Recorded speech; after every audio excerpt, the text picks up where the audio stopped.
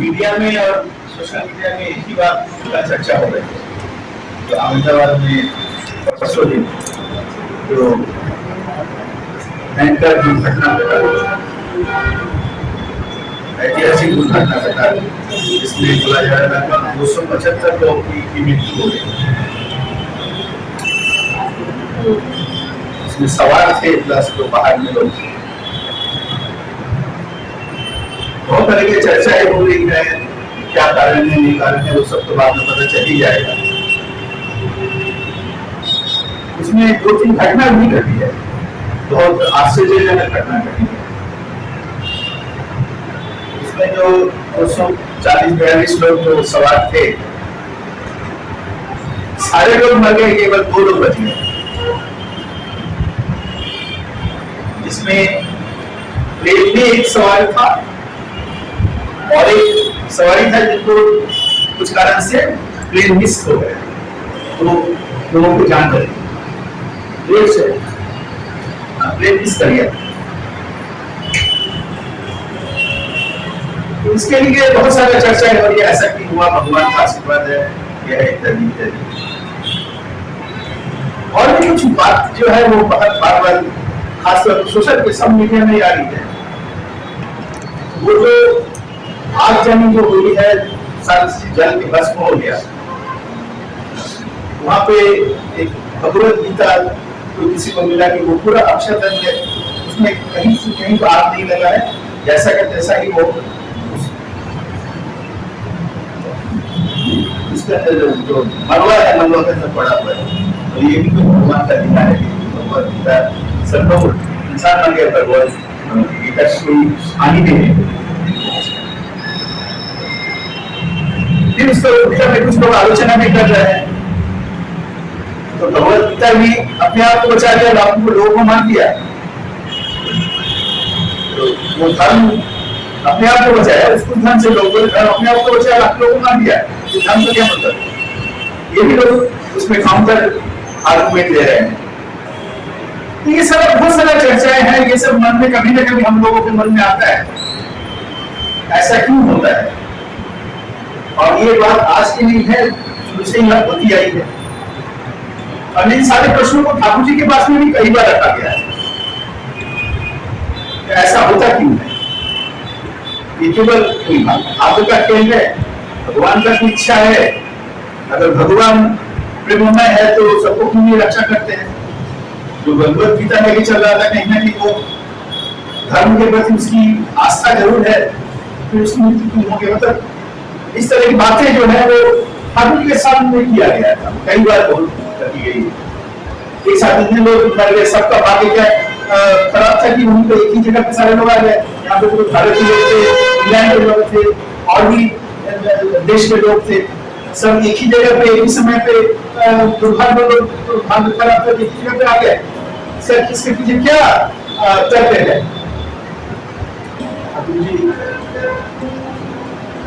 कई बार चर्चा की है, बहुत बार चर्चा, और जैसे वो बच गया, व्यक्ति बच गया, ऐसे सवाल क्यों पूछा किया गया? क्या रीजन हो सकता है, क्या कारण? ठाकुर से बोल रहे हैं कि मेरा ठाकुर को हम अपने व्यक्तित्व से नियंत्रित करते हैं, व्यक्तित्व से ठाकुर को बनाते हैं। व्यक्तित्व मतलब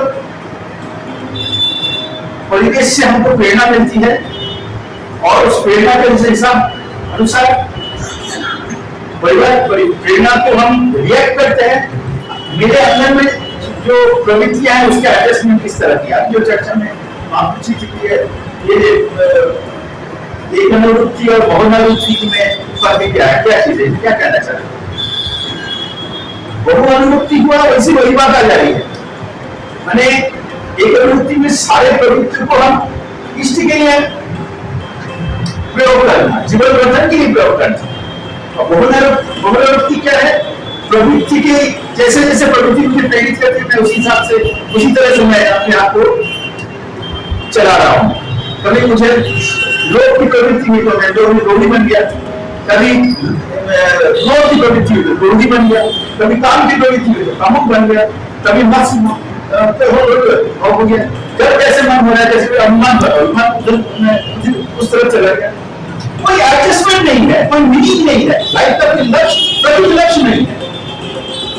कहीं पर एडजस्ट होता है, रिस्ट्रिक्शन होता है, और ये ऐसा जो आदमी जीवन जैसा वो चलते हैं तो बहुत सारे अनएडजस्टमेंट हमारे अंदर होते हैं।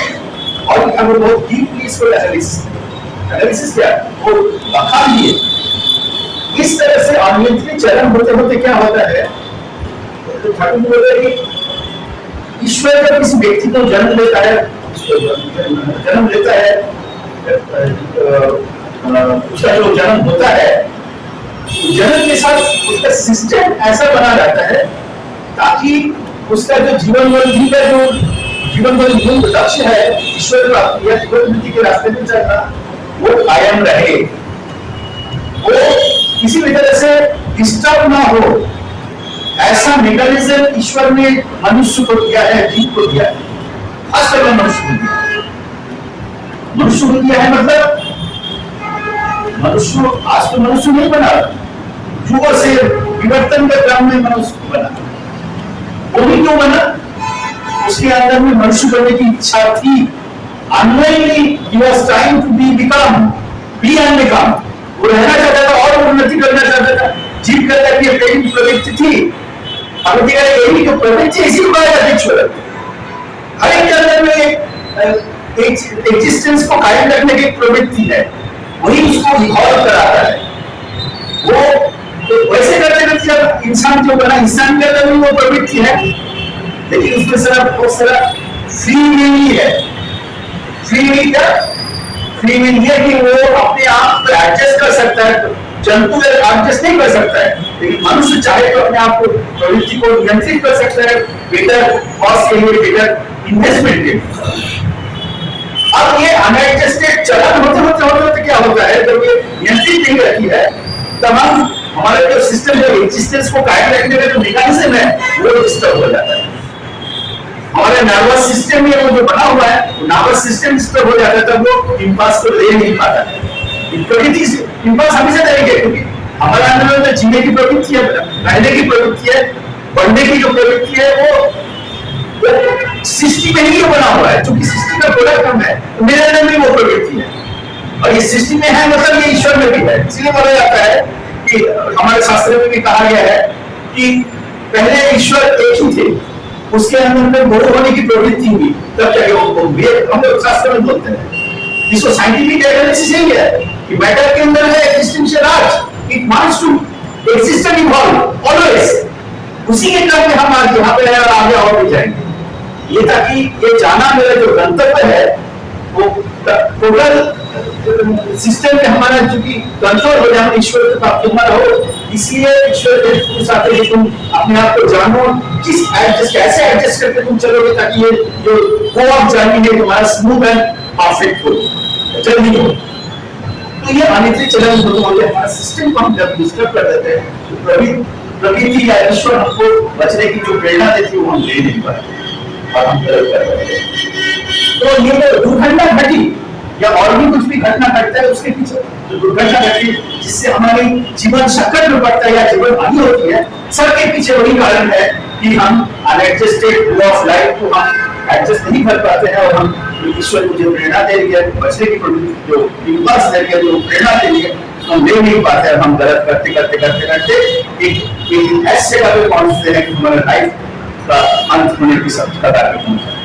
अब ठाकुर जी को पूछा गया कि इतने सारे लोग तो एक जगह घटना घटा, सारे लोग एक जगह है ना,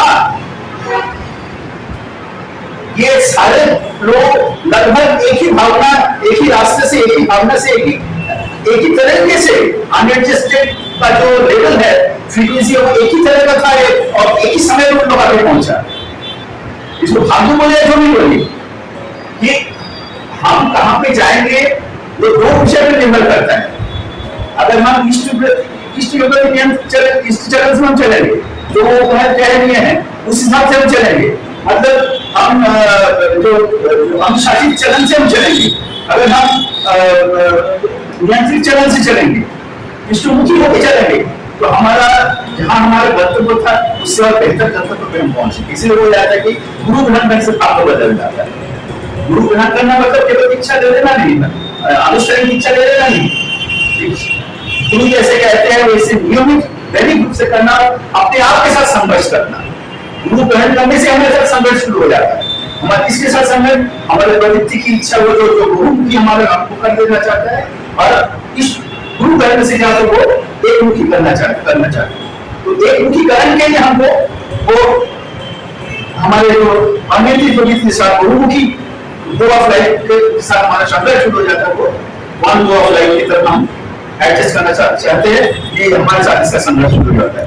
तो जब हम ऐसे करना शुरू करेंगे तब हमारा गति जो है, जहाँ हमारा दुर्घटना वाला जो जगह था उससे हमारा मोड़ लेगा धीरे धीरे। जब वो नहीं हो पाता है तब जाके हम वैसा जोन पे हम अपने आप को गिरा देते हैं, अपने आप को डाल देते हैं। कह रहे हैं कि भगवान चाहने से भी तुम्हारा अच्छा नहीं कर सकता। जब तक ना तुम भगवान के रास्ते पे, ईश्वर के रास्ते पे। ईश्वर चाहते हैं कि तुम अच्छे रहो। अरे माता पिता चाहते हैं संतान का कल्याण हो, लेकिन संतान का कल्याण तभी होगा चाहे माता पिता हजार चाहने से भी नहीं होगा, जब तक संतान माता पिता के रास्ते पे चले। तो हमको ईश्वर के रास्ते पे चलना पड़ेगा।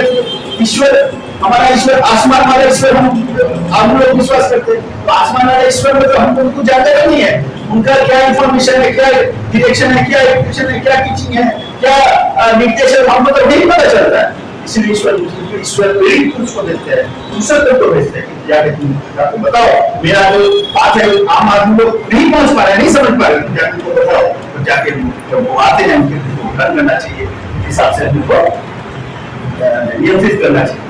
और ये जो जिसका घटना ये उसमें से जो एक आदमी बच गया, उसका सीट ऐसी जगह पे था कि एक इमरजेंसी डोर के बगल में ही था। वो जो घटना घटा जो डोर दरवाजा खुल गया, वो वहां से उछल के निकल गया बाहर। या परिस्थिति ऐसा हो, वो भी इसी के क्रम में है। कहीं ना कहीं उसका गो ऑफ लाइफ ऐसा एडजस्टेड था कि वो मैंने उसको ऐसे ही जगह सीट मिला। मैंने हम क्या करें, जैसे हमको 10 नंबर हमको सीट मिला, तो 10 नंबर हमको अगर सीट मिलता है तो हम जब बुकिंग के लिए हम पहुंचते हैं, 9 के बाद ही बुकिंग के लिए पहुंचते हैं। हम 9 के बाद ही क्यों पहुंचे, 11 में क्यों नहीं पहुंचे, या 8 में क्यों नहीं पहुंचे? ये भी हमारा वो कॉन्शियसनेस लेवल है जो हमको उस मोमेंट में हमको उस टिकट को खरीदने में हमको उस जगह हम ऑनलाइन में उस जगह हम टिकट को स्ट्राइक किया। ये बड़ा सूक्ष्म विषय है, और यही होता है जब रास्ते में चलते हैं, वो कॉन्शियसनेस लेवल, चेतना का स्तर वो बढ़ जाता है। जितना स्तर जैसे जितना बढ़ेगा, हम वो हमारा ये जो क्राइसिस ऑफ लाइफ है, लाइफ जीवन में जो संकट के जोन से हम धीरे अपने आप को हटा लेते हैं, और जो निसंकट जो जगह है उस जगह हम चलने लगते हैं। अननोइंगली, अनकॉन्शियसली, कॉन्शियसली अनकॉन्शियस हम जो जा रहे हैं हमको नहीं पता है, लेकिन ये कॉन्शियसनेस हमको उस जगह ले जा रहा है। वो चेतना ही है ईश्वर। चेतना पे जाने के लिए हमको सदाचार का पालन करना पड़ता है, शारीरिक, मानसिक, आध्यात्मिक सदाचार, विष्णुमुखी चरण, प्रवृत्ति को पहचानना, उसको एडजस्ट करना, इच्छा को, प्रवृत्ति की इच्छा को ईश्वर की इच्छा के साथ, ठाकुर जी की इच्छा के साथ, इष्ट की इच्छा के साथ मिला के उसको उस दिशा में नियंत्रित, ये स्किल ऑफ लाइफ जब तक हम डेवलप करेंगे तो धीरे धीरे उस जगह पे जाएंगे। तो आज ये जो घटना है, और साथ में जो गीता होता की बात हो रही है, यहाँ पर इसका सवाल का जवाब मिल गया। गीता हर किसी को मौका बचा नहीं सकता है। गीता नहीं चला तो वहां पर बहुत सारे हम देखे, बहुत सारे बैग वगैरह पड़ा हुआ तो चला नहीं, उसके बाद गीता नहीं चला। वो कोई मिराकल नहीं है कि गीता है इसलिए नहीं चला और पुनः नहीं चला, और वो कोई उसका कोई भी मतलब नहीं है। मतलब ये है कि गीता रहने से गीता अपने आप को बचा के दूसरे की गीता की बात है, इसका कोई लॉजिकल बात नहीं है। गीता का मतलब तभी होता है जब हम कृष्ण को हम मान के कृष्ण के रास्ते में चलेंगे। गीता क्या है, वो कुछ मैसेज है, कृष्ण का जो मैसेज है वो लिखा हुआ है, लिखा हुआ तो नहीं होगा ना। गीता हमको पढ़ के रखेंगे तो हमारा धर्म का पालन नहीं होगा। तो धर्म का पालन जब गीता में जो लिखा हुआ है, और वो लिखा हुआ चीज जिस व्यक्तित्व में वो हुआ है, उस व्यक्तित्व को भी हमारा आकर्षण होना चाहिए, तब जाके गीता का भी मतलब होता है। अदरवाइज गीता का कोई मतलब नहीं। गीता जो है उसका सम्मान वाला जगह पे है, वहां पर कोई मिराकल बात नहीं है। मिराकल कुछ नहीं होता है, जब कारण जब नहीं आता तो उसको मिराकल होता है। दुनिया में कोई मिराकल नहीं, तुम तो कारण तो जाने कॉज एंड इफेक्ट का रिलेशन को जब समझ जाओगे तब तुम्हारी कोई मिराकल नहीं है। जब तुम इसको जान जाओगे तो साइंस बोलता है कि साइंस में बोलता है मिराकल तो कभी नहीं होता है, हर किसी कारण है, तो कारण तो नहीं समझ पाते। हम इसी बात को रिवील करता है, हम बोलता है कि what is the cause behind the cause, what is the cause behind the event.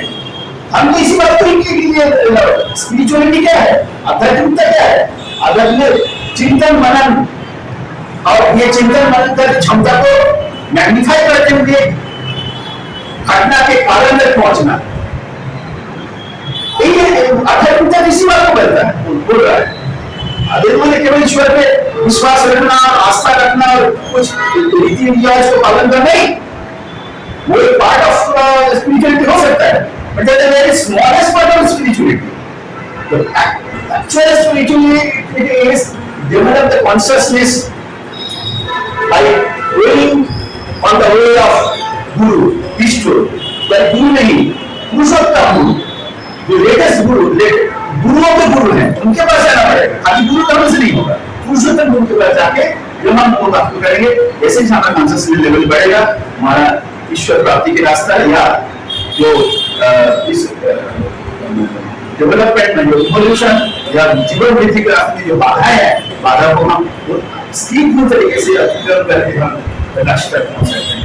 यही है इसका मतलब, गुरुकरण का यही मतलब है, गुरु के रास्ते में चलन का यही मतलब है। और यही तो दुर्घटनाएं घटती है, इससे हम जितना दूर हो जाते हैं उतना इस तरह की घटनाएं को हम अवॉइड नहीं कर पाते हैं। और जैसे अभी बोला क्या हम बार-बार सुन रहे हैं, एक बहुत बड़ा डिजास्टर आने वाला है, जिसे भी उनका बात लोग पूछे थे कि आने वाले ऐसा है कि ऐसा समय आने वाला है कि लोग सारे लोगों की लोगों की मृत्यु हो जाएगी, हजार लोगों की मृत्यु हो जाए, ऐसा समय आने वाला है। आप बोले हैं तो हम जिसका बोलते हैं कि मेरा जो नया नाम को जो ग्रहण करेगा उसको ईश्वर बताता है। ईश्वर बताते हैं कि मैंने ईश्वर के रास्ते पे साइंस ऑफ लाइफ को फॉलो करते हुए हम अपने आप को बचाने, यही है ईश्वर बताते हैं। जब मेरा नया नाम को तुम ग्रहण करोगे, इंग्लिश में उसका बाइबल में है नया नाम, मैं जो फिर पुनरावृत्त आविर्भाव हमारा जब होगा, इसको लोग कहते हैं पुरुषोत्तम वर्ग। हम इसको मोहम्मद सिखा हमारा जो जिस समय वो क्राइसिस आएगा उस समय मैं जो रहूंगा उसको तुम ग्रहण करोगे तो कैसे हो जाएगा, ऐसे हो जाएगी। हम क्राइसिस को हम पहले से ही भाप लेते, क्योंकि हमारा सत्ता बचना चाहता है, सत्ता सच्चिदानंद असत्य को असत्य को विरोध करके आगे बढ़ना चाहती है ना, स्वभाव जन्मगत स्वभाव है।